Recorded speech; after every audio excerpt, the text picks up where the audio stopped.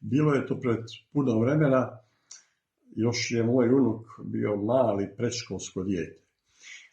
I tako, bili smo u kući u sobi i moja žena kaže, moraš ići, žuri se, imaš dogovoreno kod frizerke, moraš doći u točno vrijeme.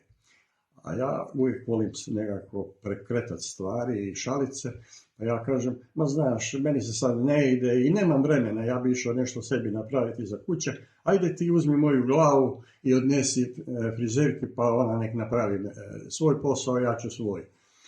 A unuk prekine igru, pogleda i veli, deda, ne može to tako.